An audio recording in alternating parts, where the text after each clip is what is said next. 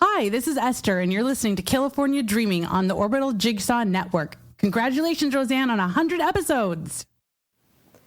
Hello, dreamers. This is Rebecca over in bloody England, one of your admins of our amazing Facebook discussion group. On behalf of myself and the other group admins, Lisa J, Crystal M, Randy M, Kim H, Valerie J, Emily H, Jen T, and Bonnie L, I'd like to send many congratulations to Roseanne on reaching the 100th episode of California Dreaming. Thank you for your hard work and dedication, and for bringing love and respect to the victims of these true crime tales. We are excited for the next 100 episodes. Oh, and Fred is innocent. This episode of California Dreaming is brought to you by BLUBRRY.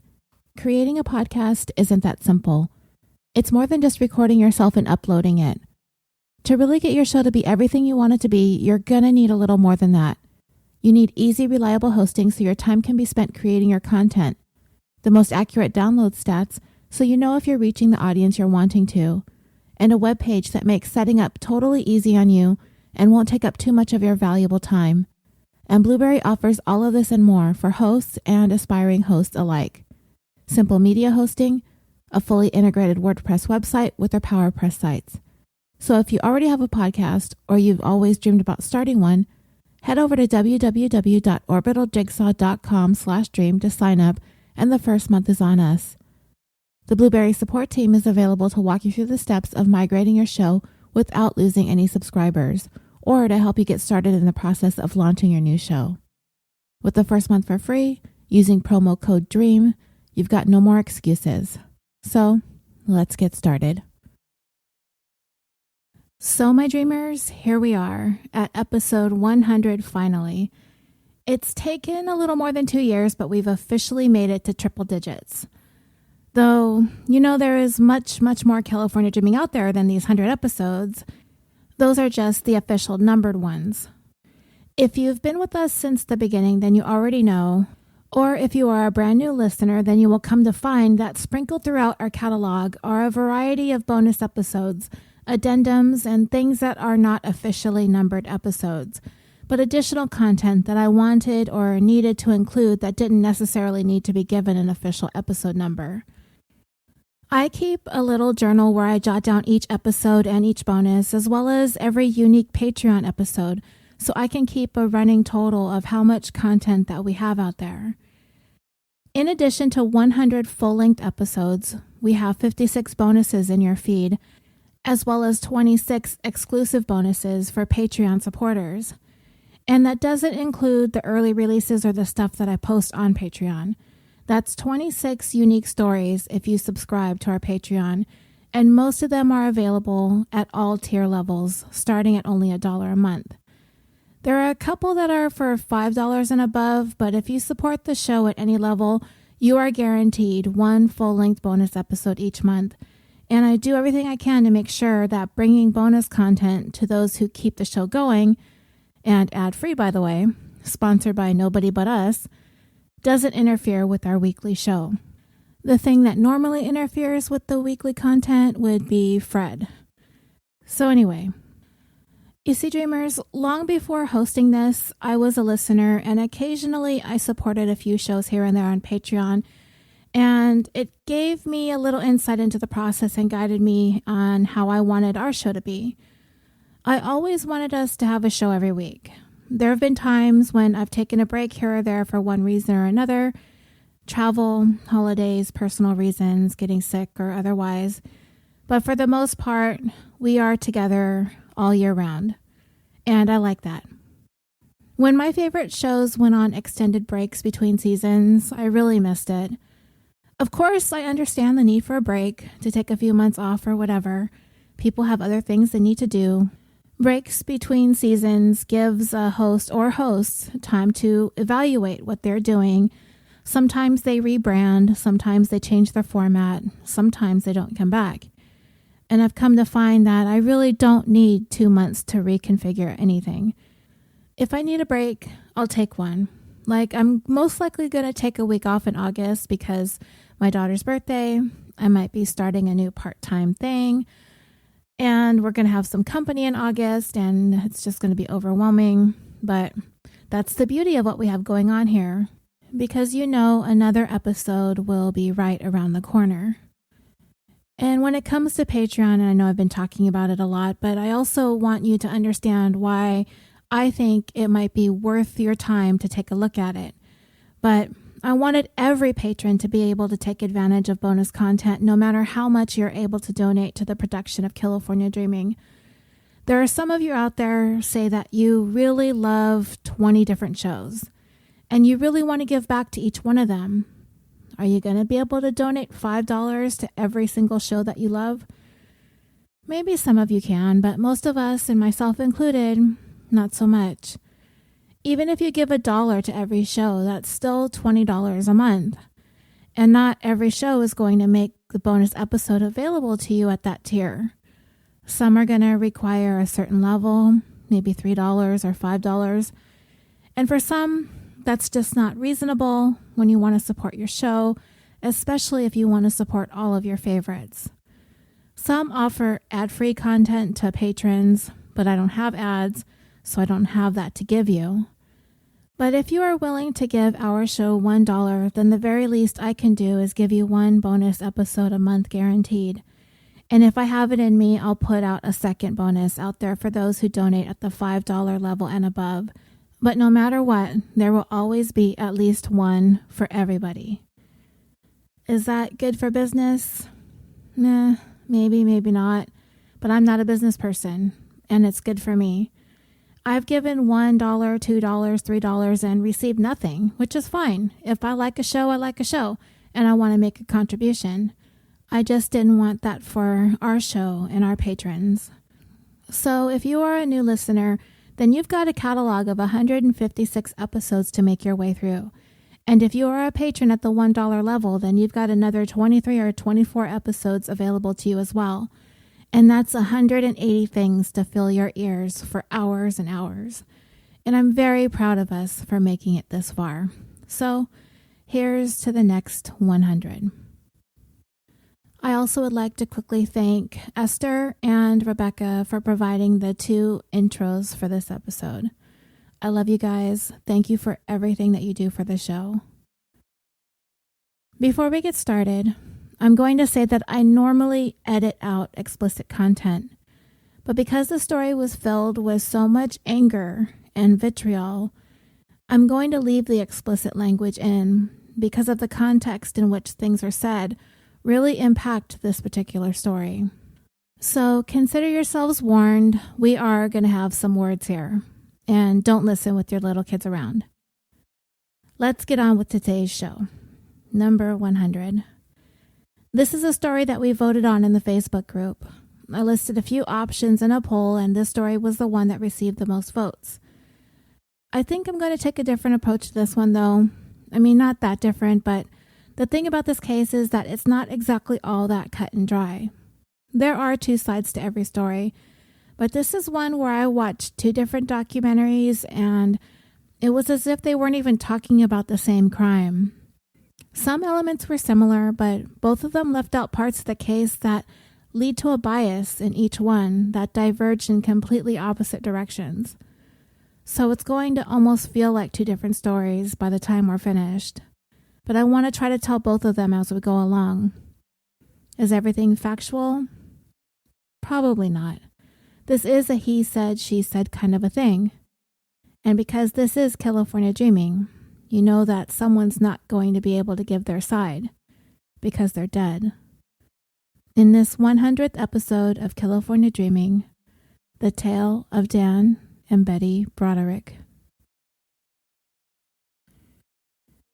Elizabeth Ann Bissiglia, Betty as she was known by, was born November 7th, 1947 in Eastchester, a suburb of New York City, and if I said that wrong, my apologies. One of 6 children to parents Frank and Marita. Dad was hardworking. Mom kept busy with the brood of half a dozen children. They were devout Catholics. The priorities in the home were simple: follow the rules of the church, follow the rules of life, and get your education. After graduating high school, Betty went to Mount St. Vincent College, staying close to home, finishing up with her degree in early childhood education. Though what Betty was taught that her path in life should and would be was to be a wife and mother, which I guess such a degree would come in handy. Guided by both having attended an all-girls Catholic school, including an all-girls college, and by the teachings of her parents and mirroring the ambitions of her peers too, that's what Betty grew up dreaming of: wifehood and motherhood. Despite a college degree, her choices in life were going to be slim.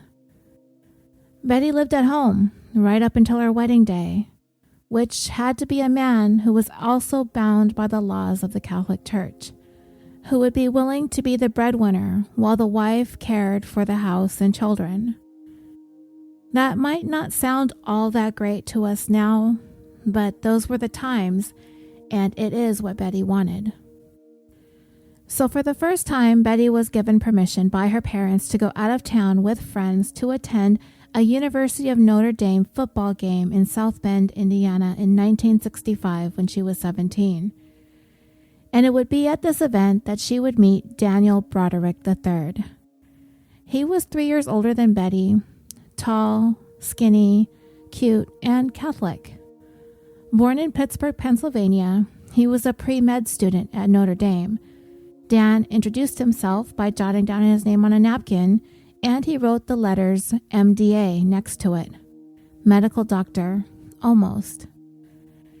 He had actually just been accepted to Cornell Medical School, and from there, Betty and Dan quickly fell in love.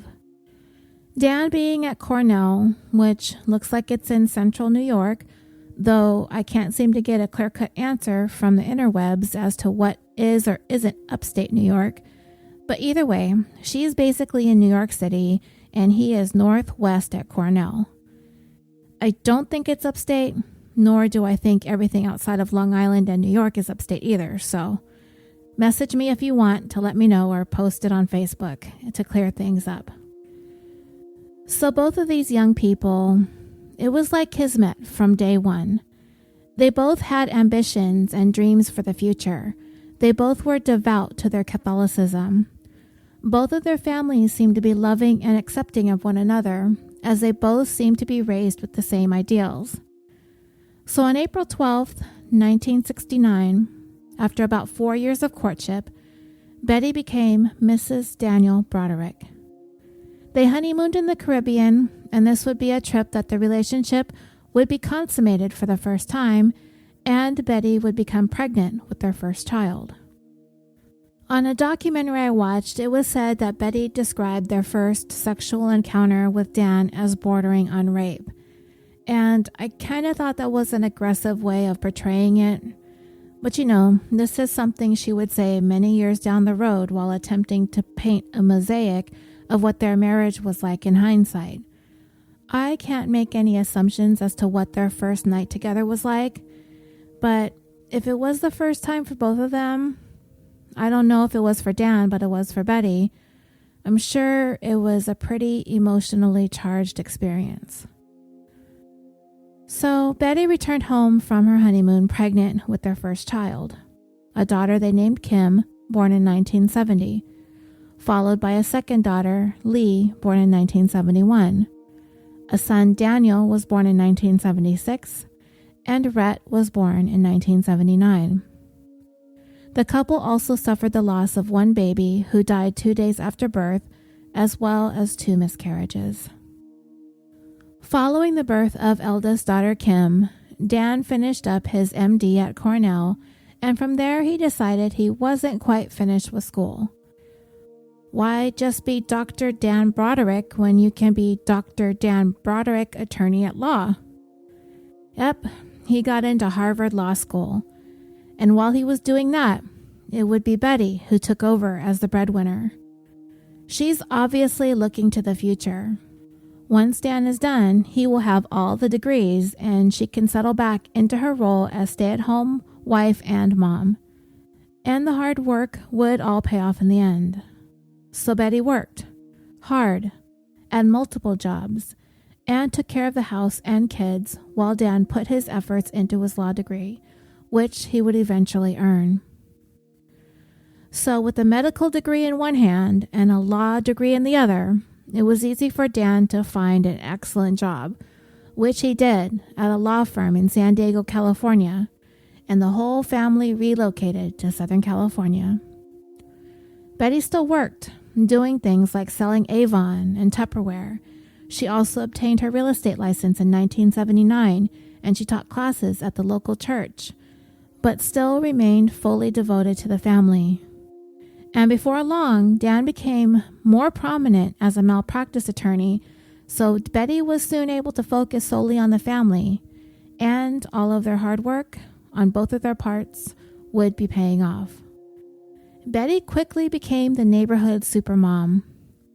Dan may have had all of the distinction as the doctor and the attorney, eventually branching off into his own private practice, but that certainly did not take away from Betty's contributions to the family structure.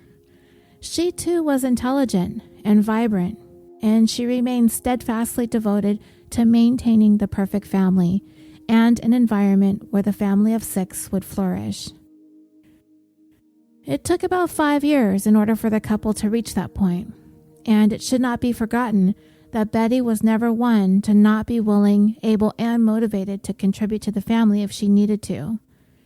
She had her eye on the prize, and she had always been willing to work for it. But once she began staying home full-time and Dan was becoming a prominent player in the world of litigation, their worlds began to diverge. Dan was, I guess, kind of growing an ego. I don't know. I guess with the background that he had in medicine and law, why wouldn't he, right? But it seemed to kind of border on the verge of an obsession with him. Networking for him was vital in his line of work as a malpractice attorney, and how he presented himself began to consume him. Fitting in with the social circles among San Diego's top attorneys was imperative to his career. This also included the manner in which Dan dressed. He filled his closet with all the finest suits. And I did read one article that reported that Betty and the kids were relegated to discount clothing stores and having to go to laundromats while Dan had all of his fine suits dry cleaned and pressed professionally.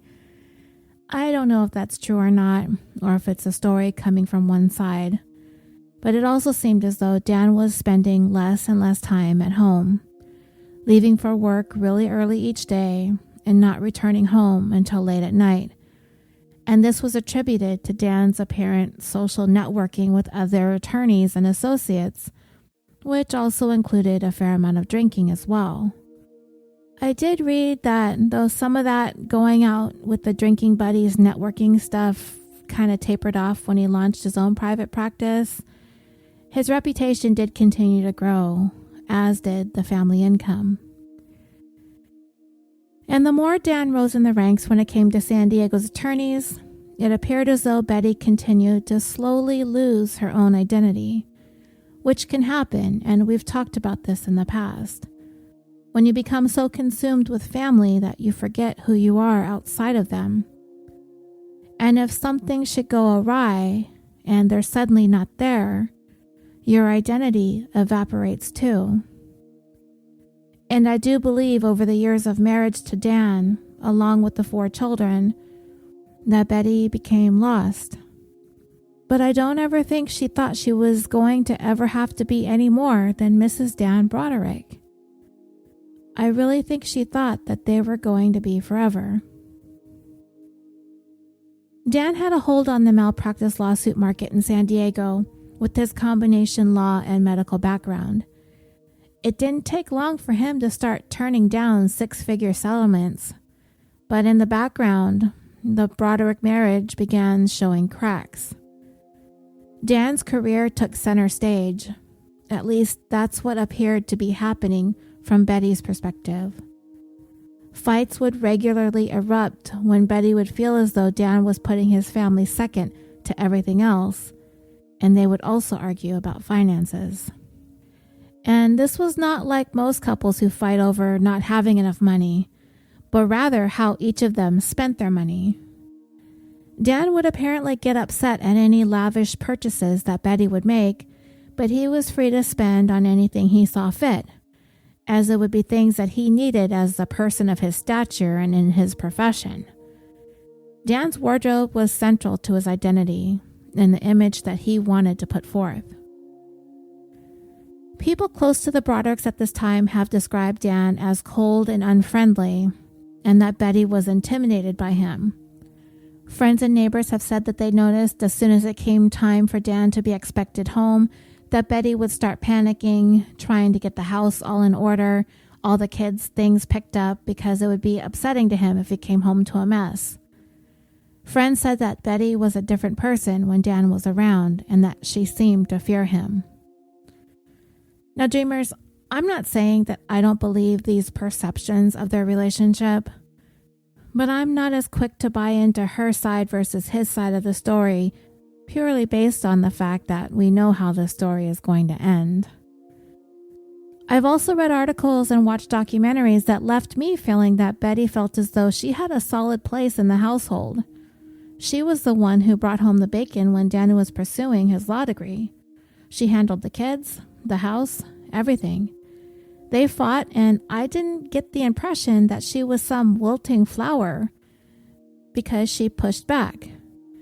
I didn't really see her as the subservient, weak partner in the marriage. Was Dan's ego getting a little on the inflated side? Yeah, probably. But what I do think was going on, if those on the outside perceived Dan as being some sort of cold, angry, unfriendly person, my best guess is that he was growing increasingly unhappy and dissatisfied with his marriage to Betty. Right or wrong, we can't help how we feel, right? I am very close to someone who used to be in an unhappy marriage like this.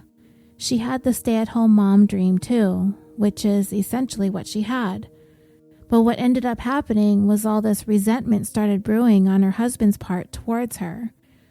And there was never going to be any amount of tidying up of the house or home-cooked meals being prepared on the table that was going to change how he felt coming home every night. It wasn't about how clean the house was or how the children were behaving or how much time she spent at the store that day.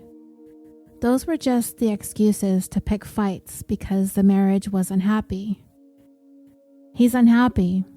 He knows he's going to have to come home to a wife he's drifting away from. He's going to find reasons to fight. And this can go both ways, but this is just the scenario here that I'm seeing between Dan and Betty. He just doesn't love her anymore. And that can come off as cold and detached. Then Dan began becoming concerned with his looks. Having worn glasses his whole life, he swapped those out for contacts. He changed his hairstyle, and he got a nose job. All the while, Betty is trudging forward in her role as supermom. The kids were in the best schools. She always made sure they were at the center of the social circles, not just hers, but the kids too. They were in all the activities. They knew all the kids in the neighborhood. Betty threw the best birthday parties and for every holiday too. Later on, Betty would say all of this was a dream come true because that's what she was raised to believe wholeheartedly. Marry a man who is the provider for you and all your children, and it was her job to be beautiful, keep the beautiful home, stay active in the community as well as the church, focus on raising your children into productive adults, becoming grandparents, and growing old together. To Betty, everything they did as a unit. But she would say later on that it was never that way for Dan. He saw everything as belonging to him. That is what Betty feels his only focus was, his business and his money. That might have been true. That might have been what he told her. But Dan was definitely open to having a love interest in his life. It just wasn't Betty. So it's late 1982. Some reports have said that it's closer to 1983, but either way, Dan and Betty have now been married for 13 years. He's 38, she's 35. They have the 4 children. At this point, they're aged 12, 11, 6, and 3. Dan and Betty were attending a party being hosted by some of Dan's attorney friends, and that's when Dan first saw a pretty young blonde named Linda Kolkina, and that's spelled Kolkena, and she was of Dutch origins from what I read. As Betty stood next to Dan, she overheard him whisper to a colleague, "Isn't she beautiful?"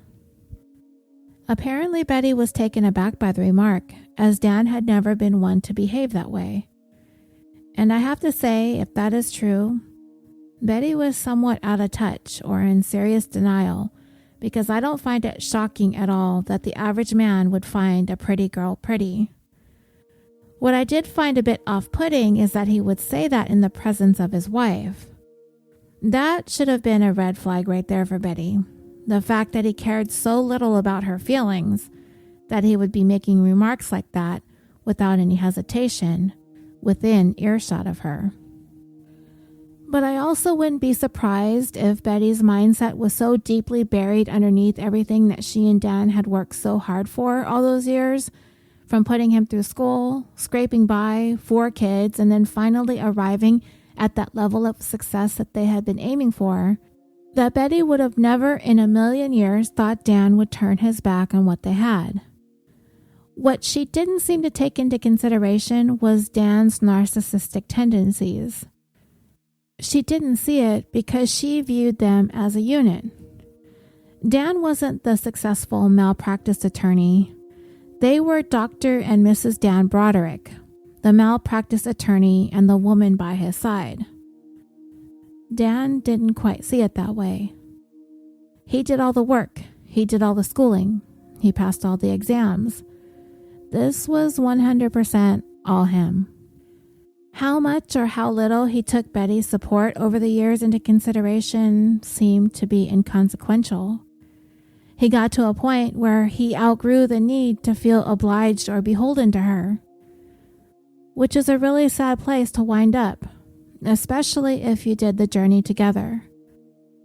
But when he looks one way at Betty, they're rounding 40, they've got 13 years into an increasingly unhappy marriage and 4 kids, and he looks the other way at the 21-year-old, fresh-faced, no-kids-having blonde beauty.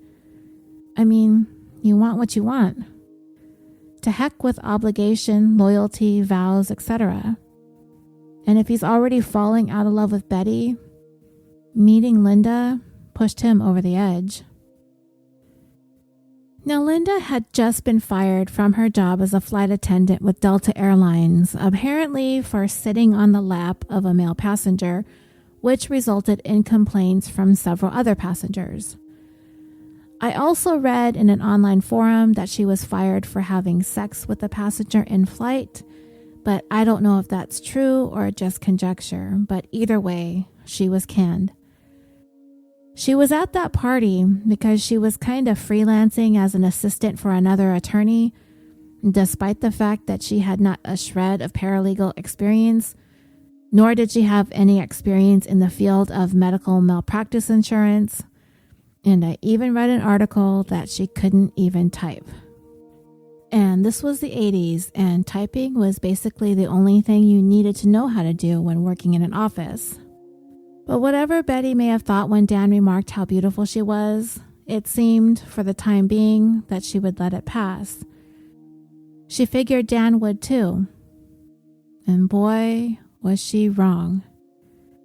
Dan hired Linda, with all the non-existent legal experience, to be his new assistant. Betty had her suspicions, but until she had some solid proof that there was something to be worried about, she was going to try to not allow her paranoia to take over. And apparently, Betty's friends were like, "Girl, he would never cheat on you." Famous last words, right? But Betty kept picking up on little clues and hints that only fueled her suspicions. That summer of 1983, a few months after Linda was hired as Dan's assistant, Betty, Dan, and the kids took a vacation to New York. There was an incident where Dan had snuck off to a private area in the hotel lobby where they had phones, and she caught him on the phone with Linda. And then, later on in the year, the family vacationed in Europe, and while there, Dan had sent flowers to Linda. So this caused Betty to begin pestering Dan about Linda. She did it a lot. And knowing the direction that this marriage was headed, which was pretty much in a tailspin, Betty's incessant questioning regarding the nature of Dan's relationship with Linda is only going to make things worse. Which it did, in this case anyway. Betty's irritating him. She's getting under his skin. And at this point, he's probably already not liking his wife very much, if at all. So all the needling him about what's going on with Linda is probably going to push him straight into Linda's arms, which is essentially where Dan is wanting to be anyway. It's been said that Dan made Betty feel like women were lined up just waiting for a chance to be the next Mrs. Broderick. I could kind of see him taking that stance with it. Again, this is a story told from two different sides, so it all depends on who you're talking to. Dan did continue to insist nothing was going on with Linda, or any other woman for that matter. Betty wasn't fully convinced, and finally by the fall of 1983, she decided to do a little investigating. She phoned up one of Dan's paralegals at his office and asked her if she knew if anything was going on between Dan and Linda. Dan's employee denied knowing anything about it, but it's been said that because she really didn't want to get into the middle of anything, she didn't say anything. But when she told Dan about the call and suggested that he needed to come clean with his wife, Dan reportedly fired her.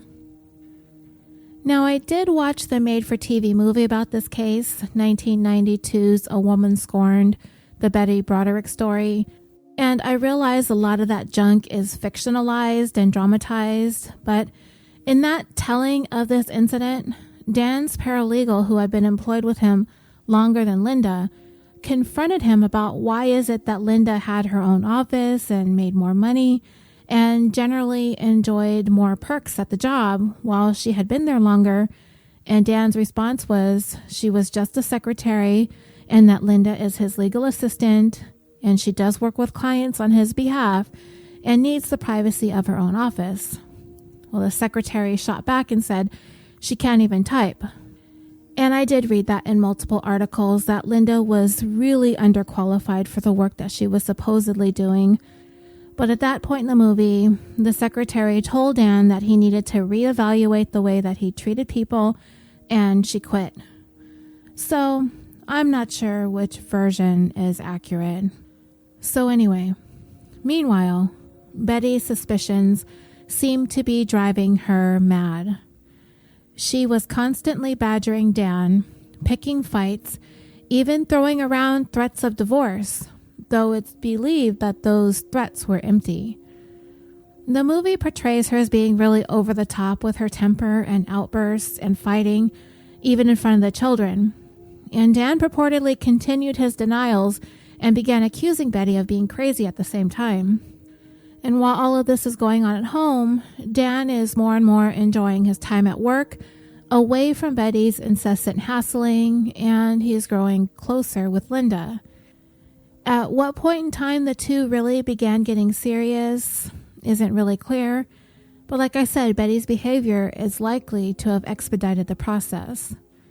And it was obvious to everyone, with the exception of Betty, that Linda and Dan were slowly cultivating a pretty close relationship. And I say with the exception of Betty, because she did not even consider for a minute that Linda had anything on her 16 years and 4 kids with Dan. I believe it was Betty's mindset that she made Dan into the man that he became. He was nothing without her, and he would be nothing without her, and that he could not survive without her. And I believe she really thought that never in a million years would Dan leave her and everything that they built together for Linda, a kid practically, that knew nothing, that was nothing, and had nothing. Would Dan throw everything away that he had with Betty for a sweet, pretty, charming young woman who was really into him? Yeah, Betty wouldn't even entertain the thought. Still feeling that she might be a little insecure, Betty decided to speak to a therapist about her fears of Dan's possible infidelity, thinking that it might help. Now, Betty got to a place where she decided to make an attempt at a romantic gesture.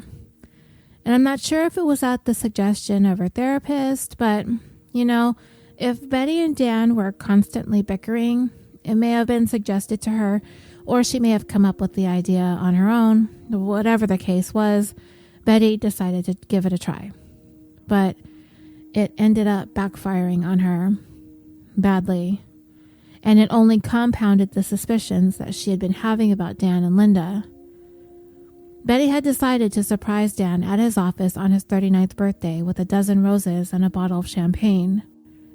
When she arrived, the receptionist, I guess maybe she was trying not to let on as to what was really happening, first tried to explain that Dan was out, but not really sure where he was.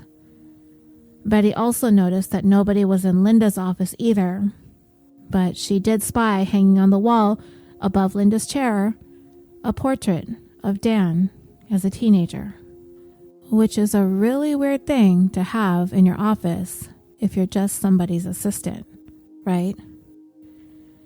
I can't even imagine what went through Betty's mind at that point, but she decided to go into Dan's office and wait for him. And when she opened the door, she found the remnants of a small, private birthday celebration. Balloons, half-eaten chocolate cake, and 2 empty wine glasses. So she decided to sit there and wait for the two of them to return, but they never did, and Betty had waited for hours. In a rage, Betty drove home, went inside, stormed up the stairs, grabbed Dan's most prized possessions, his expensive suits, and while her 4 children stood by, she made several trips from the closet to the backyard, piles of his suits in her arms. She tossed them onto the barbecue. She poured an accelerant all over the clothing and lit everything on fire. As Dan's suits went up in flames, his children looked on, and they cried. When Dan arrived home to find what Betty had done, an argument between the couple did not ensue. He was subdued and quiet. He spoke very little, continuing to not only deny that there was nothing going on between him and Linda, but also everything going on in Betty's head were figments of her imagination. Betty wasn't believing him this time, though she tried to put it out of her mind, telling herself there's no way he'd lower himself from what he had with Betty to a nothing like Linda. But the way that she was interpreting Dan's behaviors and his actions, it was all continuing to point to Linda Coquina being a very real problem. Not only that, Betty began to think that Dan was purposely provoking her. As she had said, there were times that she would hear Dan whispering Linda's name while they slept, or at least pretended to sleep. Though whether he was doing this on purpose, if he was doing it in his sleep, or if this is just another accusation made by Betty, we can't be certain. So on the final day of February of 1984, it was a leap year, so the 29th, Dan finally fessed up. He was having an affair with Linda. Though he wasn't looking to work through it with Betty, he wasn't going to apologize. He wanted to separate. The timing was kind of convenient, I guess, because at the time, the Brodericks had to move out of their Coral Reef home to a rental in nearby La Jolla because there was a crack in the foundation of their house and they needed to be out in order for the repairs to be made. Talk about a metaphor of their lives together, right? Well, Dan decided at that time that he did not want to go on like that anymore, and that he was going to go ahead and live amongst the construction work at the family home while Betty and the children stayed at the rental. Of course, Betty angrily objected to the separation, but Dan was adamant. He was moving back. Besides, she was clearly miserable in the marriage, as was he. Wouldn't this be best for all parties involved? Maybe for him, but for Betty, she wasn't just losing a grip on her marriage. In her mind, she was losing her entire identity. Betty as an individual, a person standing independent of being Mrs. Dan Broderick, wife and supermom, that Betty no longer existed. Dan moved out and back into the family home, alone. Now here again, the story diverges depending on who you're talking to. It's been said that Dan completely transformed the home the way he wanted it decorated, as everything up to that point had been done by Betty. Betty has said that Dan flat out refused to have any visitation with the children, but others have said that Dan was very devoted to his children and even felt that not having to be subjected to his and Betty's constant battling was the best thing for them. Now, it's been reported that following the separation, Betty started dropping the children off at the house one by one in an effort to try and supposedly force visits on him. Now, I don't know if I believe that Dan didn't want to have anything to do with his kids, because by all accounts, the children were close with their dad, at least up to this point, and despite Dan's demanding work schedule, he made sure to set aside time for them. But at the same time, he was actively having an extramarital affair. And how much of his time away from home was for work or for Linda, we really can't say, but one thing was certain. It was clear to the Broderick children that both of their parents were miserable at home. So Betty started dropping the kids off, and it's my understanding there was at least one occasion where nobody was home and the child was made to wait on the porch for about an hour. Eventually, all 4 kids were with Dan. Betty's intention was to use them to prove to Dan that he would never survive taking care of them. At this time, they were 14, 13, 8, and 5. So yeah, that's a handful for anybody. More so for a guy like Dan with a substantial workload. But his solution was simple. He hired babysitters. Because when you have a substantial workload, you have substantial resources. So that not only epically backfired on Betty, she was now without custody of her kids. And Dan is going to use his influence as an attorney to make sure she regretted it. This was war. And to make matters worse, Dan was now free to begin pursuing a relationship with Linda. This whole entire ordeal began sending a now alone and scorned Betty into a downward spiral, filled with rage and vengeance, to a point that it became all-consuming for her. Betty simply could not come to grips that she had lost her husband to this woman, who she saw as a floozy, a homewrecker, and I'm sure a bevy of choice words that Betty liked to spat in referring to Linda. If Betty's anger hadn't already reached a fever pitch, it was about to completely explode, as Dan and Linda went public with their relationship. And this added a whole new level of humiliation for Betty. Not too long after the budding relationship became public knowledge amongst their friends and Dan's colleagues, Betty was officially served with divorce papers. And that's when Betty launched her revenge campaign. Friends of Betty's began seeing a significant shift in her as she began fighting back against Dan and the new woman in his life, a woman she perceived as being Dan's replacement for her.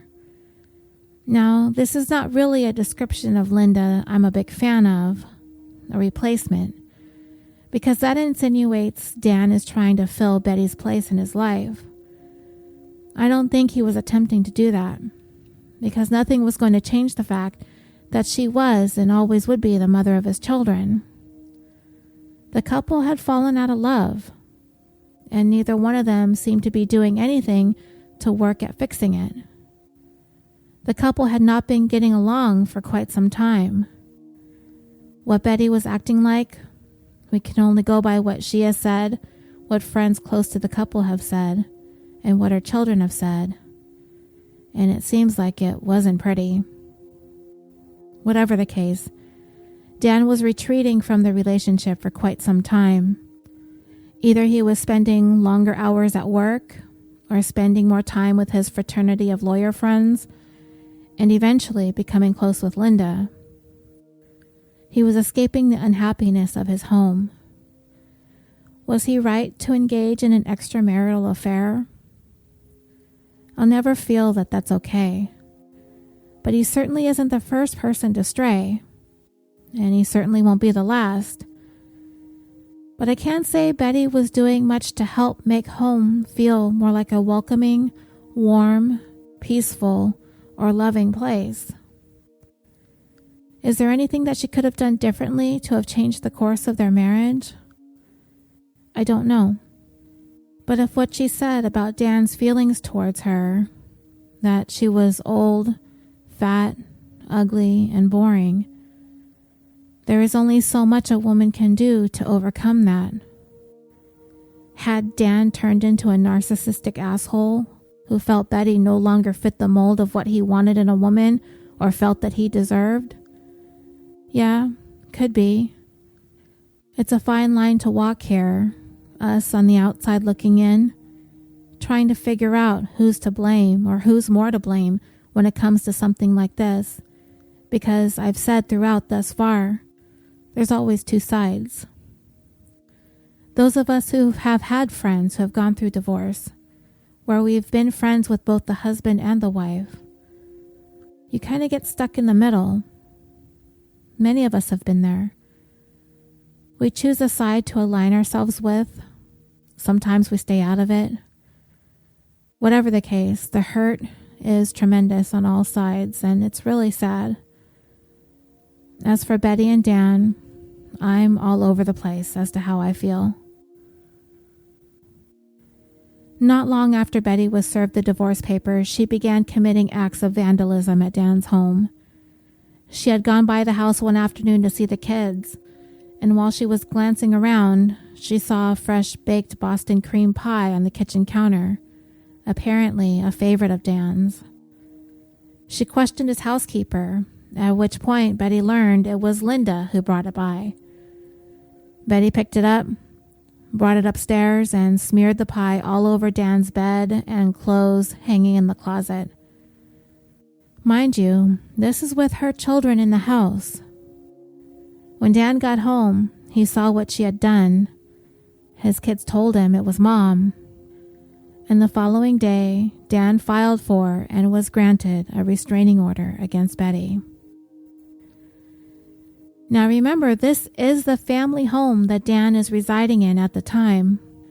So Betty is super infuriated at the fact that she's being ordered to stay out of what she considered to be her house. Her rage was off the charts.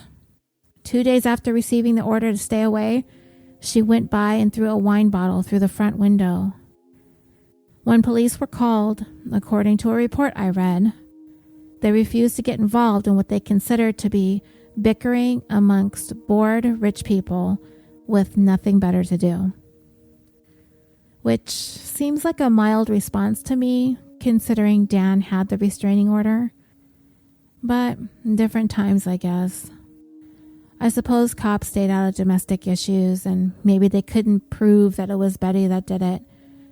But either way, I'm not so sure why the police were so blasé about this. So let it be known that Betty was clearly displaying some very troubling behaviors. It's been described as neurotic, obsessed, fixated, phobic. Betty thought she was going crazy.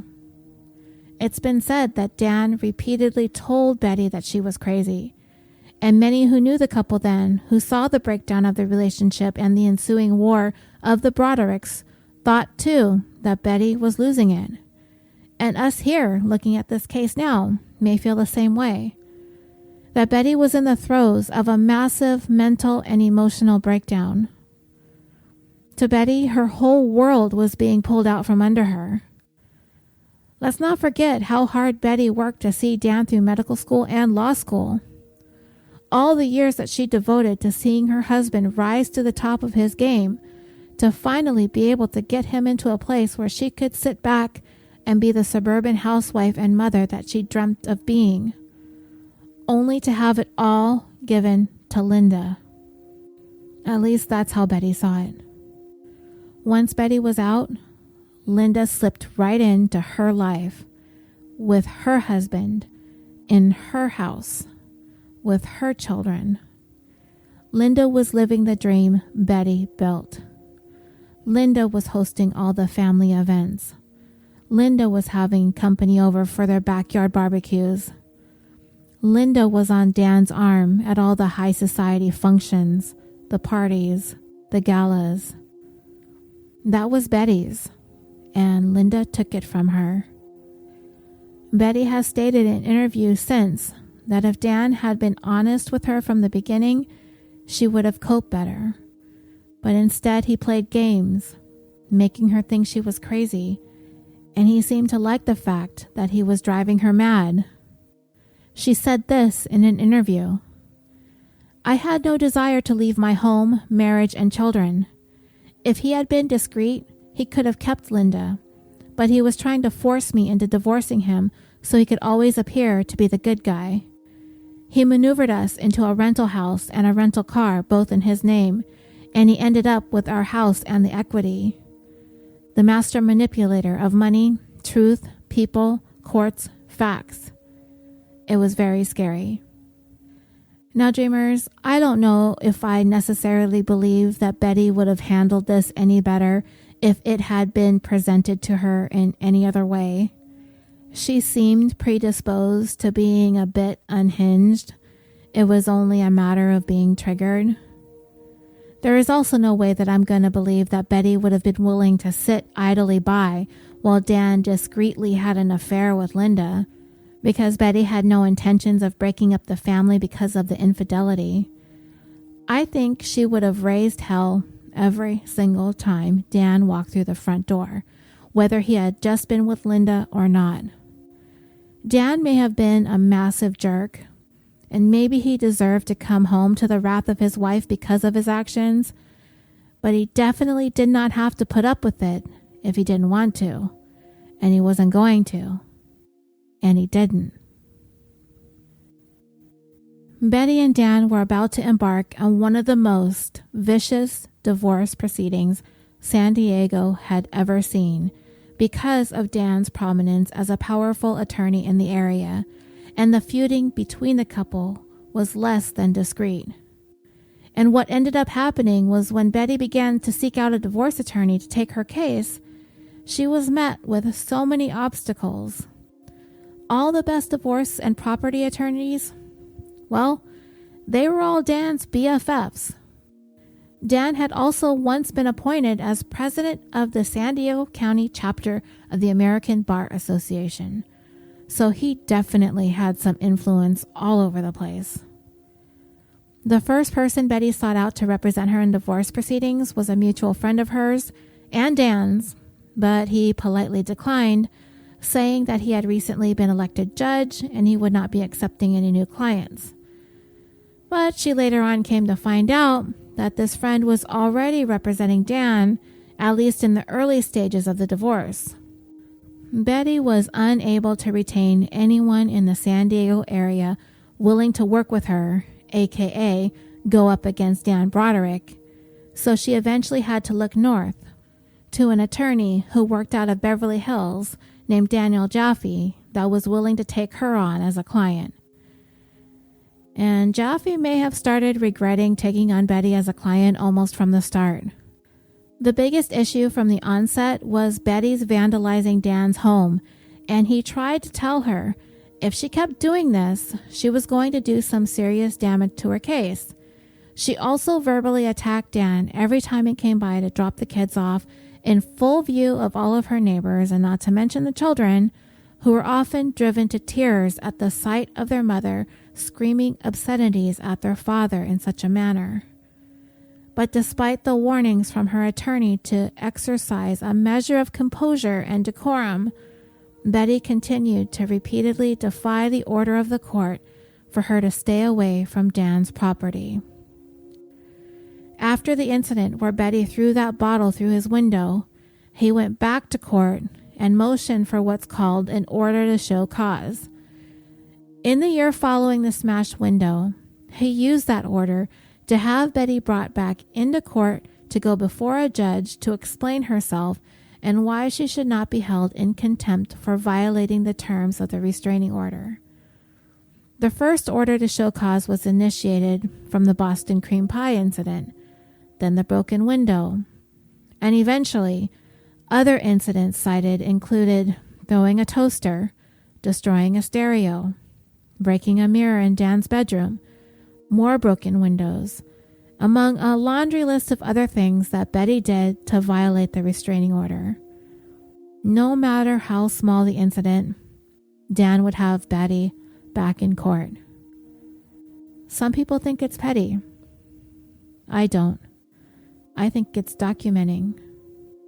For the life of me, I can't understand why Betty was only ever tossed in jail twice for violations. Maybe nobody ever took her for a serious threat. If they only knew, right? You see, Betty wasn't up against any old run-of-the-mill husband here. She was up against a very powerful, commanding, and influential litigator in Dan Broderick. He knew the system really well, and he knew exactly what he needed to do in order for every motion to be granted in his favor. And this included the meticulous documentation of every single thing that Betty did, not to mention the recording of every one of Betty's venomous, profane phone calls. When it came time to make the cases for their divorce, Dan was armed with so much dirt on Betty, it destroyed her in court. He would go on to tell the divorce judge that she smashed holes in walls with a hammer. She bashed up his answering machine. She broke the sliding glass doors. She spray painted the walls in several rooms as well as the fireplace. She smashed the TV. This list was absolutely devastating. But Betty did that. Betty's attorney told her that this had to stop, otherwise he would not be able to represent her, that he would rather try and work the divorce and the finances out as opposed to trying to keep Betty from being sent to jail all the time. And as far as what was going on in Betty's life, she had hit a particularly low point by the Christmas of 1985, when the holiday was the first time she'd ever spent it alone without her children. Linda and Dan had taken the kids on a vacation for the holiday, and it really hit Betty hard, compounding her sadness and her loneliness. Whatever was going on in Betty's head as the holiday joy swirled around her, it seemed as though she became overwhelmed with anger again. She went over and broke into Dan's house and ripped open every gift that was for Linda and threw the presents across the living room. She then threw an object at the living room mirror and shattered that into 1,000 shards. What ended up happening was a years-long divorce court battle that was essentially a series of complicated legal motions and maneuvers directed by Dan's legal team. After an 8-day-long trial, the Broderick marriage was finally no more as of January of 1989. Dan has often been portrayed as this Goliath of an attorney, a conniving man who used his prominence to use the court, the attorneys, and the judge as his puppets, to take the fullest advantage of every possible loophole that he could find to come out on top in these divorce proceedings. That may have been the case, but Betty certainly wasn't doing herself any favors with her violent and irrational behavior.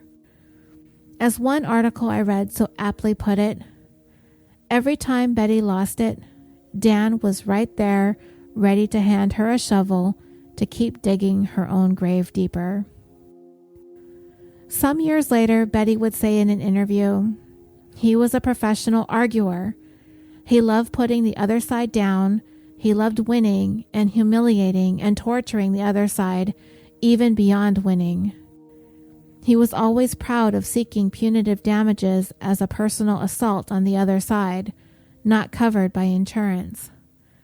I was just another victim of his. And I don't know what to make of that statement. I mean, yeah, those are the same qualities that afforded them the good life of luxury that she had been a part of at least some of the time. And yeah, infidelity hurts, and the breakdown of a marriage is never a good time. But if Betty could have just been able to seek some help, as she seemed to have some serious emotional mental issues going on, if she could have just kept her cool, cut her losses, and looked towards what she could have taken away from the marriage instead of what she was losing, she could have taken him to the cleaners with the right attorney. But she kept shooting herself in the foot, over and over and over again. And what of this, Betty referring to herself as a victim? It feels a little off to me, but I'm not quite sure because it's hard to say exactly how cunning and ruthless Dan really was throughout the end of the marriage, through the affair, and for the duration of the years-long divorce battles. Dan was making all these maneuvers, yes, but Betty was right there with an attack of her own, whether it be profanity-laden phone calls, using the children as pawns and leverage, or breaking into his home and destroying his property. It's just Dan's so-called attacks were going to pay off for him in the end. Betty's were going to make her out to look like she wasn't exactly playing with a full deck.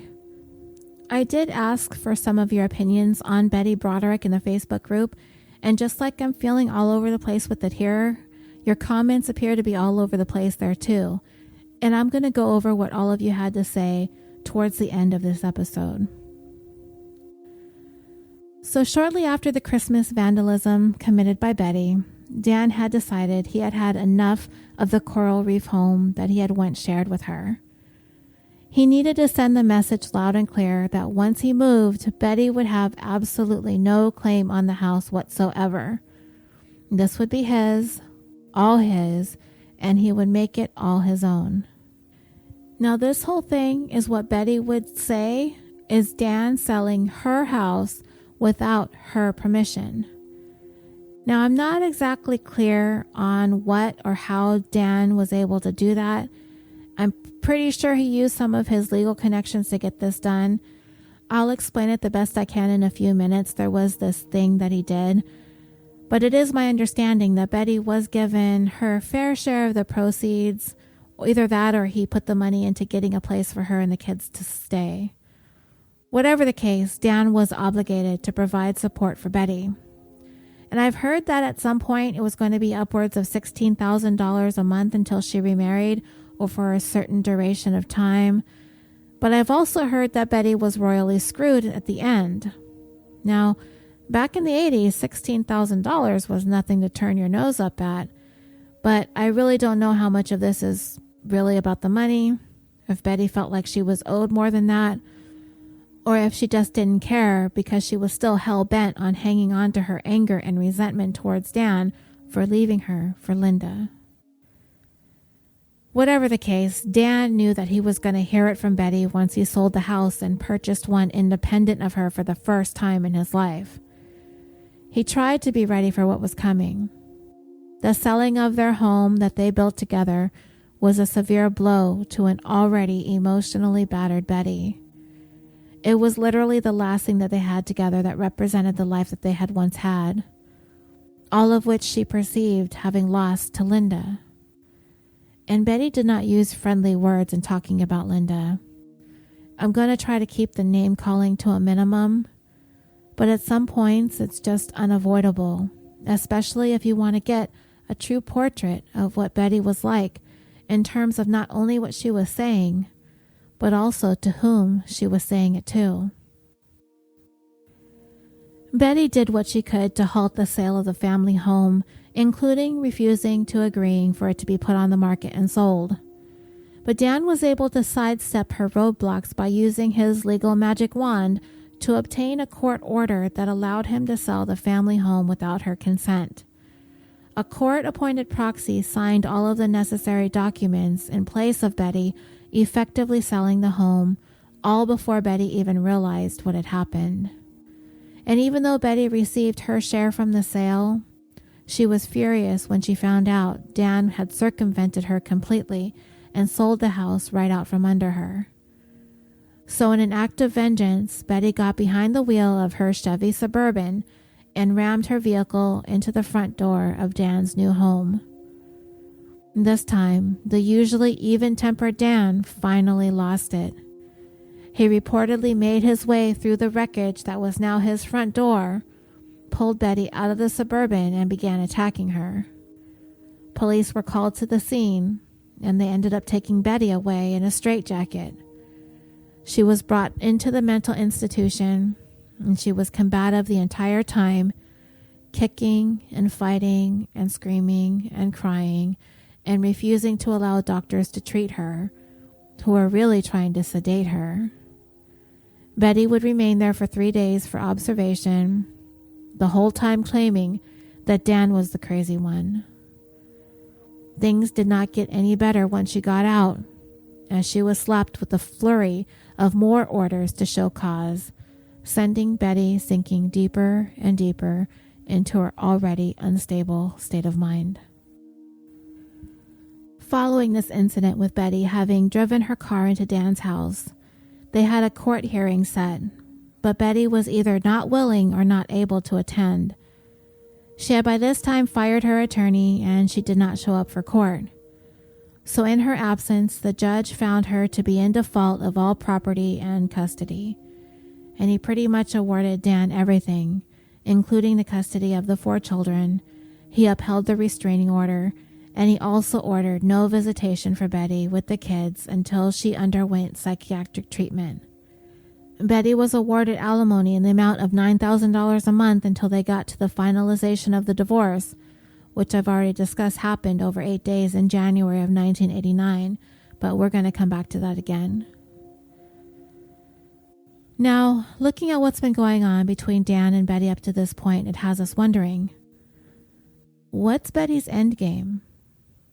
She's refusing to give up on what she feels is rightfully hers, and that includes Dan and the marriage. She's refused to abide by the restraining orders, and she is doing everything within her power to stand in Dan's way in his efforts to move on. So why? What did Betty think all of this was going to lead to? Those who knew her think that she was hell-bent on causing Dan to suffer as much grief and misery as he caused her. But it is possible that she thought that somehow she was going to intimidate him into coming back. Could she have been that delusional? Who knows? Because this woman was driven to make this man utterly miserable. There just didn't seem to be any end to it in sight. It was at least 3, as many as 4 years of constant stalking, harassing, and vandalizing aimed at Dan. And it escalated after he purchased his new home and after the divorce was finalized. And along with all of this, Betty launched an incessant, obscene phone call campaign that was directed towards Linda more than Dan, as she knew Linda was frequently over at Dan's place. Betty would call the house all hours of the day and night, leaving obscene tirades, much of it the kids would overhear. Because it's an answering machine. When it records, it plays out loud, and when you play it back, it plays out loud. Nothing stopped Betty. Not the presence of her kids, not any court orders, not even being tossed in jail for a night or 2. I did read an article that said Linda, the target of most of the diatribes, would just laugh it off.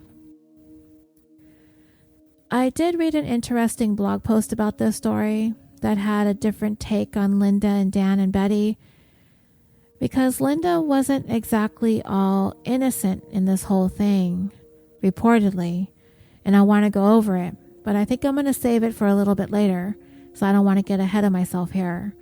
We will circle back to Linda's role in poking the bear and all of this as well. But Linda may have been laughing off Betty's antics, but this was not funny. Not only was this a very serious problem, this was also very, very detrimental to the children caught in the middle of all of this. And as I said, they often heard the recordings, filled with words that they'd always been forbidden to use, things that they probably couldn't even comprehend, yet they had a really ugly feel to them. You guys may have heard some of the messages played on the various shows and documentaries that you've seen. And you know the made-for-TV movie had to leave out the profanity. And sadly, some of the messages made the children feel as though they were the ones to blame for all the trouble brewing between their parents. As one specific voicemail said, "This message is to the fuckhead and the bitch. You have one hell of a nerve dumping the kids here on the sidewalk and zooming away without making any attempt to communicate with me about my plans for the weekend. You make me sick, both of you.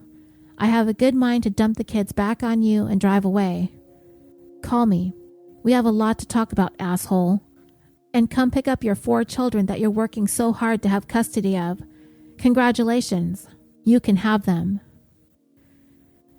And then there was a 34-minute phone call that was recorded between Betty and her then 11-year-old son, Danny. And you may have heard snippets of that call too. In it, Danny can be heard accusing his mom of only caring about money, and he asked her to please stop using bad words and to stop tearing the family apart with her jealousy and rage and vulgar diatribes. In one of the clips of the recording, Danny said to his mom, "You guys are separated, Mom, and he likes somebody else now. He doesn't like you anymore. And I mean, if you got to stop saying the bad words." And then Betty asked him, "Why doesn't he like me anymore?" And he answered, "Because he's so sick, cause you guys get into all these fights." And she asked, "Why do we get into fights?" And he answered, "I don't know." And Betty yelled, "Because he was fucking his secretary." And Danny replied, "Even before that, you got into fights, Mom." And Betty answered, "I don't think so, Danny. See, you didn't know that he was fucking his secretary for the last 2 years that we were married." And by this time, you can hear that Danny is crying. "We wanted to live with you, but you're just making it harder for all of us who want to live over there. If you just stop saying bad words, everyone would just be happier. At least I know I will." And at another point in the recording, Danny is heard saying, "All you care about is your stupid money. You want everything. You want all the kids and all the money and to get rid of Linda. And it's not going to work, Mom. You've been mad long enough." And Betty said, "No, I haven't." And then she told Danny in this phone call that she has been angry at his dad and Linda for years and that she's never going to change because she hates Daddy.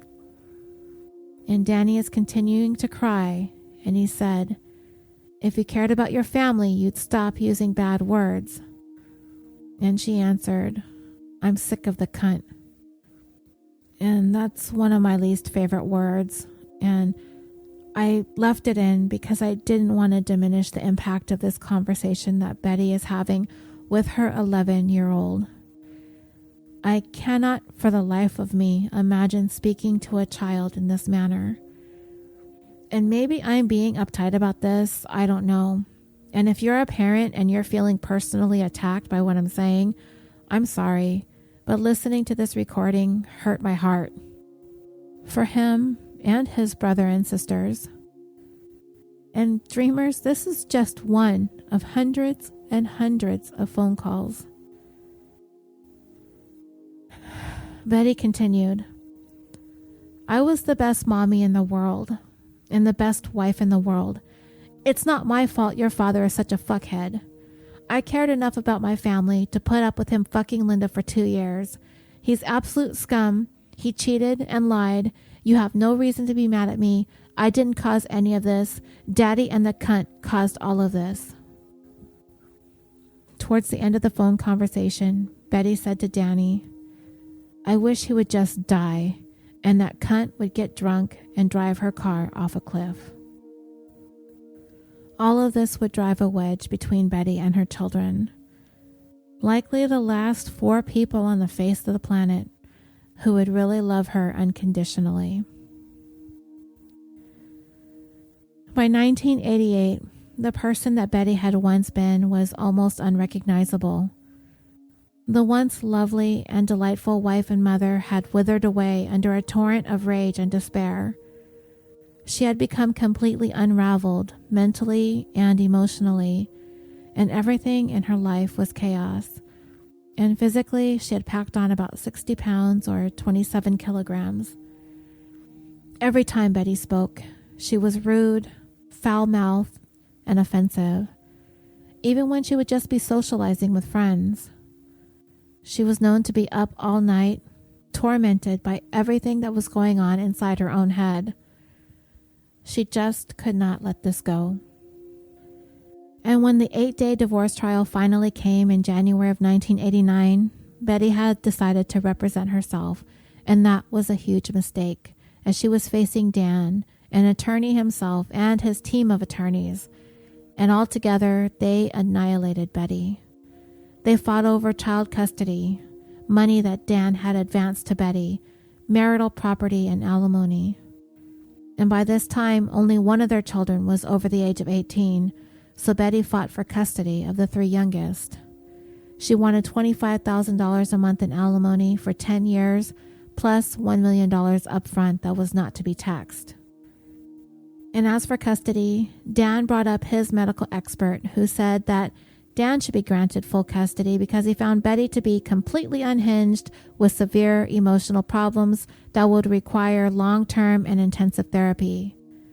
Betty had her own expert who said that Betty would be a fine caregiver to all of her children once the trauma of the divorce passed. Both experts were on the same page about one thing. The Broderick breakdown was wrought with negativity, immaturity, dishonesty, and violence. Many also believe that Dan obliterated Betty financially in the divorce settlement, too, with his powerful army of lawyers. But some attribute what all happened to Betty's own behavior. According to an article I read in the crime library on the Wayback Machine, by the time the divorce went to trial, Betty found out that because of something called Epstein credits, her share of the community marital property had been substantially reduced. So, Epstein credits are provisions under California divorce law, which says that the supporting spouse, which would be Dan, can charge the dependent spouse, which would be Betty, for half of all the community debts accumulated not from the divorce date, but from the separation date. If there is a substantial amount of time between the separation and the divorce, the dependent spouse, Betty, may actually accumulate enough Epstein credits to effectively cancel out any share of the community property which might be forthcoming had the divorce been finalized immediately after separation. So, in the Broderick's case, because of a series of incidents, legal wrangling, and delay after delay, the time between separation and the divorce was about 4 years. And when Dan and his team presented an accounting of those interim years, the judge accepted the figures and ruled that Betty actually owed Dan $750,000 in Epstein credits and cash advances, all of which accumulated between the time Dan moved out and the date the divorce became finalized, which was January 30th, 1989. And in the end, by this time, Dan, already a multimillionaire, when all the calculations were parsed out, he was ordered to pay what had been deconstructed all the way down to $30,000. And Dan was awarded full custody of the children. Then in March of 1989, Dan Broderick and Linda Kolkina announced their official engagement. That same month, Betty purchased herself a .38 caliber Smith & Wesson revolver.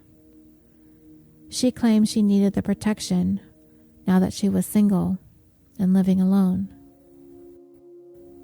The engagement, though, seemed likely to have been something Dan and Linda had already set, but just waited until the turmoil of the divorce subsided before going public. Because the engagement wasn't very long, as the couple would go on to tie the knot the following month on April 22nd, 1989. And if you do the math, that would have been exactly 10 days after what would have been the 20th anniversary of Dan and Betty's marriage. Now, it is believed that Dan's friends and possibly Linda were so worried about Dan's safety, thinking that Betty was going to crash their wedding, they even suggested that he wear a bulletproof vest. But the wedding went forward without a hitch and without Betty. Following their marriage, Betty made the claim that Linda had sent her taunting packages that contained facial cream and weight loss advertisements. Now, this isn't the only report that I've seen like this, so for me, I have some shades of doubt because it doesn't exactly line up with Linda being worried for Dan's safety. Why provoke someone if you fear they may be capable of homicidal violence? So either the bulletproof vest thing is an exaggeration, or the taunting packages are. Meanwhile, it's been reported that Betty carried her gun everywhere with her. Her children seemed to be very well aware of the fact that she was in possession of the gun, and she made no secret of the fact that she had a desire to kill at least Dan. And Betty took shooting lessons. So I am going to end this here and take the rest of the episode over into part 2 because it's just getting kind of long and I really wanted to try to get this one out as close to on time as possible. But you won't have to wait very long for part 2. It's pretty much done. I just need more time to record it. So we will pick back up with the events that followed Dan and Linda's wedding because the wedded bliss would be short-lived. I will also talk about that blog post that I read that I mentioned earlier, as well as all the Facebook comments about my question regarding Betty in the group. So you probably still have time to add your comment, so do that and I'll include it in part 2. And with that, episode 100 is finally a wrap. If you would like to discuss this case in more detail or any others that we have covered, please feel free to request and join the California Dreaming official Facebook discussion page. There, we have cultivated an amazing community of listeners and true crime fans who share their thoughts and opinions on all of our cases that we cover, as well as current true crime stories, other news events, TV shows that we enjoy, documentaries that we've watched, books that we've read. Whatever you find that you want to share, please come and join us. You can also follow California Dreaming on Twitter and Instagram. And for our birthday shoutouts this week, I'd like to wish a very happy birthday to Karen F. on August 1st, Kim M. and Sarah H. on August 2nd, Jim Goodluck, the host of the Forgotten News podcast, and Linda K. on August 3rd, Haley M., Rhonda L., Lee B., and Kimberly B. on August 5th, Jess H. and Thomas P. on the 6th, and Gloria B. on August 7th. Happy birthday to everybody. California Dreaming is proudly brought to you by the Orbital Jigsaw Network. We are a podcast production company located in Los Angeles, California, with a mission to create some of the best podcasts to listen to consistently improve upon our current roster of shows, to develop new content that appeals to people all over the world, and to provide a thriving community for listeners and podcasters alike. I am very proud to be a part of an amazing group of shows and talented hosts, so please visit us at www.orbitaljigsaw.com. You can also find links to all of our shows, to our merchandise store. You can find all the California Dreaming stuff on there with some new designs that I've just uploaded, so take a look at those and get your t-shirt or your mug or your hoodie and take a picture and post it in our group or on Instagram for everybody to see. Or if you would just like to email us with your feedback or comments or questions, or to just let us know what you think, that's www.orbitaljigsaw.com. Thank you again so much for listening. Keep your eyes open for part 2 of this story. I am your host, Roseanne, and until next time, sweet dreams.